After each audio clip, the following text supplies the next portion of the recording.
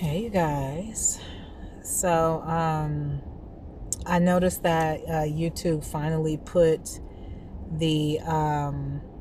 uploaded the part one of my actual story. I'm calling it California Coasted. That's what I was thinking. California Coasted. Which I honestly think would be a really good title for a chapter. But seeing that I'm from California and I'm always here, I don't really see any reason why I would. I don't know. I have to think about it. But anyway, so yeah. So I got some feedback from an employer. And so tomorrow, I think it's tomorrow. Is it tomorrow or the day after? I gotta check my notes or whatever. So I'll be going into that tomorrow. I'm pretty sure it's tomorrow. It's just like late in the afternoon. Um, and I'm really excited about it. I'm actually really happy about it. I'm happy to be like kind of getting back into the groove of like meeting, interviewing, things like that. Just to do it. And hopefully it will result in a an adjustment to my daily routine as I know it, right? So yeah. Um my ass is still scared to call my mom and talk to my mom. I'm still scared to talk to my mom. So I'm like, I need to call my mom. But for real, I really do. But I know that she knows, so I'm like really like scared to call her. Like that's the one right there. Like my family member from the other day, that was like a warm up, But my mother, yeah, so yeah, it's tough. So we're gonna see. My spirit is telling me I need to call her, but I wanted to make sure that I did this too and kind of let this upload since it's taking so long to upload anyway. While I'm making excuses and shit like that, I might as well go ahead and record another one. But anyway, so yeah, so the one that actually uploaded was the Get Ready With Me video that I did the other day, where I was just doing like my regular day-to-day makeup and just kind of shooting the shit or whatever, and just showing you guys what I do on a daily basis to do my makeup or whatever. So I mean, everything's cool. Today I pretty much did the same thing. I took some promo pictures and stuff like that just to have. I don't usually do that. And I was like, you need to start doing that. So that's mainly why I was doing it. But anyway, I want to pick up where I left off in the other story time. So I think I left off where there was just like all this catty stuff going on in the coding program or the engineering program or development program, however you want to classify it or whatever. And I walked out. Number one, because I was on some paperwork, and a lot of people didn't know that about me because number one, it didn't really match my demeanor. And the reason it didn't match my demeanor was because I didn't do it. But that's a whole other situation. I'll write about it. But I was on paperwork, and for those who don't know what it means when someone says that they're on paperwork, it means that they're on like some type of legal restriction. Mine was a probation of 3 years, and so I had to deal with that, and I was on, if I'm not mistaken, I think I was like on the third year or something like that. And I really wasn't tripping because I don't get in trouble anyway. And so I was like, well, I'm going to have to do this. And there was other shit that was going on where it was just kind of like, prior to that, there were other things that were happening, like little shit that would happen to me. And I would end up on some type of probationary period for like a year or 2 years. And I'm like, what the fuck is this? I don't even live my life like this in order for me to have this crazy ass situation going on, situation after situation after situation, by the way. You know, and I will say, granted, on a few of the occasions, it was me. I was going through my depression shit. I was having my, I was going through my shit. You know what I'm saying? And it just was what it was. And I just felt like, damn, even if I'm going through my shit, can you just let me go through my shit without, like closely monitoring me? And it's a mess. Anyway, like I said, I will write about it. So moving forward, I walked away because I was on paperwork and I wasn't willing to sabotage my life and the potential that I had for having a good life and starting my life over in LA with my children. The whole bounce back process had already been planned out, and I wasn't about to let nobody fuck my shit up. Okay, so that's how we that's how we were doing it. And if it meant I had to leave the program, it meant I had to leave the program. I walked out. I left the program. I let everybody, they wanted to tell some other people that they had to leave. I said, no, let everybody stay. I'm going to leave. And I'm going to let it be what it is, because I already know what this is. I know that this is an ambush. I know that this is a setup, because I know what setups and ambushes, what they feel like. I had already peeped shit way before, and I was just like, I had already turned off my energy to certain people in the class because I saw that they were like really on some messy shit and, really childish. And I was like, I don't really have time for it. So we moved on. Okay. We just, no love lost for anybody. It was just time to move on. So I move on, and then I'm kind of like lost because I'm like, damn, what do I do? There were a couple of ladies at the place where we were living. It was a shelter, but you had your own like studio apartment, basically. There, it wasn't like an apartment, but it was like there were unit, like kitchenettes, if anybody knows what that is. If you go to like an extended stay or something like that, and maybe they'll have like a little, they didn't have any stoves or anything, but they had like a microwave and like a little mini fridge and all that stuff or whatever, And so I was supposed to be out of there in like 3 to 4 months. I was like ready. I had signed up for a program. I have always been the type of person, I don't really look for handouts, but I know that they're there. And my mother always taught me never to be too proud.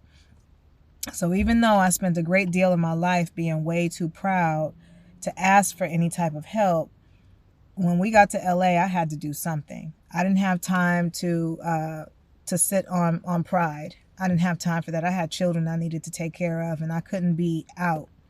And I knew that I had been through a hell of a time.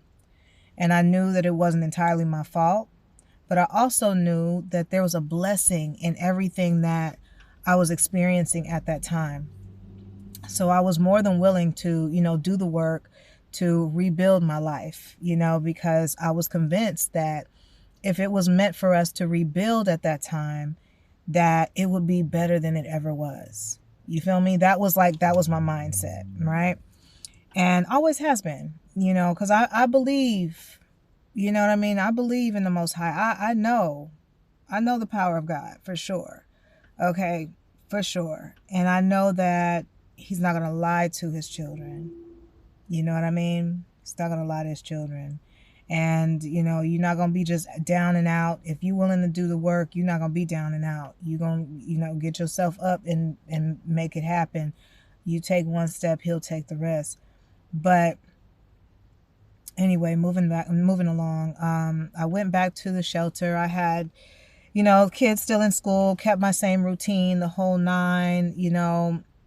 I did feel lost, though, for a moment, because I was so used to getting up in the morning, taking the kids to school. Sometimes there'll be other kids that were at the shelter who were going to the same school as my kids.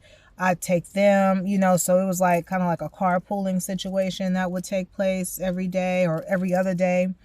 And I quite enjoyed it. You know what I mean? Because I would do that anyway, in my old neighborhood, I would do that anyway. If there were kids that I would see who went to my kids' schools and I saw that their parents weren't, driving or whatever the case was, and I was driving, then yeah, I got you. Don't worry about it. It kind of bit me in the butt a few times because people just took advantage. And it was kind of like, okay, like this is not no taxi cab service, boo. But this is a courtesy that I'm doing because I know what it's like to be a parent and need to get your kids to school on time every day, and you are having a tough time with it because due to lack of transportation or proper transportation. So anyway, so that's beside the point, y'all. I'm just referencing that. So after that, fast forward, I kept looking for work. I kept sending off my resumes. It got to a point where people at the shelter were mistreating us and doing some really weird shit, and the behavior was like, it was suspect. Okay, and that's being nice. Okay, so I was like, I gotta get me and my kids out of here. And so there was an option for us to leave the shelter and go into a hotel program. And during that time, as we were transitioning, there was still an option to, they were willing to help us with our apartment, the whole nine. The only thing is like, hey, you need to be employed. And I'm like, I know I need to be employed. And I actually did gain employment twice while I was there. And once while I was in the shelter, and then once after we left out of the shelter. So I got a job at a handbag boutique, and it was out in, I can't remember which one came first. I want to say that one came first, and that was out in Beverly Hills. And it was okay. It was just that I was a corporate, what do you call it? Like a corporate transplant, where the corporate office places you in a store. And the management seemed to have, he was very bothered by that. He did not like that he wasn't a part of the hiring process. I was definitely not the type that he was looking for. To fill the position, but I was the best candidate to fill the position. And I proved that within maybe a few months of being there. Within a few months of being there, corporate was ready to not only expand, but they wanted me to develop a training program where I would basically emulate, and or I guess I would say duplicate, everything that I was doing in that store and go around to the rest of their stores as they expanded, and train their staff on, just setting a new standard for the West Coast.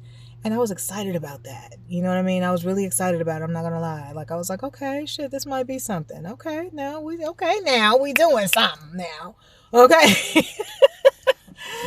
So I'm like, okay, somebody appreciates the way, because I'm very, very particular in how I do things. Especially when I'm at work, and presentation is extremely important to me. Especially when you're working with luxury items, you got to sell it. You can't just throw it up there on the shelf and think it's going to sell itself. I mean, it's going to sell itself because of the brand, but at the same time, you want to make sure that you put your touch on there, and make sure that, people understand that this is a quality bag, or a quality piece, or a quality garment, or whatever the case is, right? So I was flattered, to say the least, that they wanted me to take on that senior role. Now the management, on the other hand, he didn't like that. So there was a lot of discrimination that took place on the job. There was a lot of ageist comments that would take place, in some cases sexist comments that would take place. I was accused of, or falsely accused, just in a playful manner, of trying to seduce someone on the job. I don't play them type of games.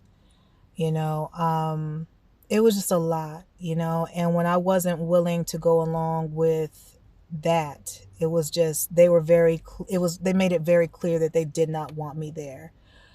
It wasn't like I was the only black person there. But I was very different. I was the only one of my type there. We'll just say that. And so, it became a thing. And so I was just like, you know what? Here we go again. Let me go ahead and, let this be known. Listen, this may be an issue because it's ongoing.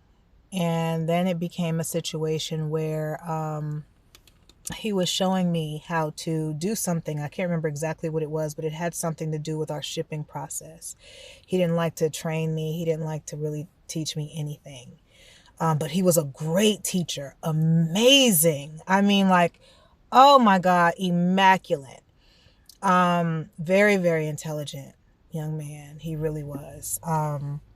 It was honest. If it wasn't for how badly he had treated me, I would say it was an honor to work beside him, but, unfortunately, I ended up leaving, and he was showing me a part of the process, and he was, packaging some things up, and he went to pull back on the packaging, and he let his hand go, and he kind of popped me like this. And it was just hard enough for it to be like you heard it. And I was like, and I went back like so. And, immediately I was like, this is a problem because I already know how this person feels about me, right? So I let it go. And I was like, I'm not going to be able to work here because his attitude when he did this shit, y'all, was like, oh, well, there was no apology. There was no acknowledgement. There was no, oh my God, are you okay? There was none of that. It was, you got what you deserved. And he was, I was saying raising.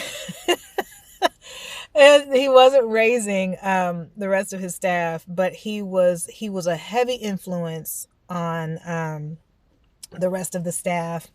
And that's so funny. Actually, I just thought about something. That was the first time I met. Never mind. I don't want to put nobody's name or anything in that. So we'll leave it alone. But maybe one day I'll run into that person again and I could say, hey, that story was during the time when I first met you, informally or whatever the case is. And who knows, you know what I mean? But it's not a big deal. I've never been a starstruck kind of a person or whatever, but I ain't gonna lie, I did want a picture though. I mean, I don't know too many people who wouldn't have wanted a picture, you know what I'm saying? But anyway, it wasn't that big of a deal. I knew that eventually I would probably end up running back into the person who was again. So anyway, moving forward, I decided that, I was going to go ahead and skedaddle. It was time for me to go. At this point, there was really no reason for me to stay. I had taken so much of what they had built as far as their in-store infrastructure, and I added my own touches as far as their systems, how they operated. Now, he fought me tooth and nail on it. He did not want my touches on anything. He didn't like, but he couldn't fuck with it though. And I hate to say it like that, but you got, you know what I mean? He couldn't fuck with it though, because he was like, damn, it is good, and it is an improvement on what we've been doing. So how can I, so what he would do is he would say things like, yeah, I hope that, we find another, regional manager really soon because, we would love to replace you, that kind of thing. Like, he was real shitty to me. And he trained the rest of his staff to be the same. They were all men. I was the only female there. And, it was what it was. And I kind of chalked it up to being like, well, maybe it's just the culture here. I'm not sure, because see, for me, that was my first job out there, or actually my second, because I worked through my agency the first time, as an independent contractor, and I had gone back to Gucci. And so after that, I decided, okay, that ended. I was like, okay, I'm kind of tired of it, because I was already over fashion when I got to LA. I was like, yo, I didn't get that first job. That is a sign. I'm in this program. I'm learning to code and all this stuff. I had even gone on a television show and everything and talked about it, just to kind of get some general advice on, like, I don't know. What do you think? That kind of thing. And, honey, yeah. Okay, so I really wasn't trying to work in fashion anymore, but it's what I know. I can't say it's what I knew, because it's what I know.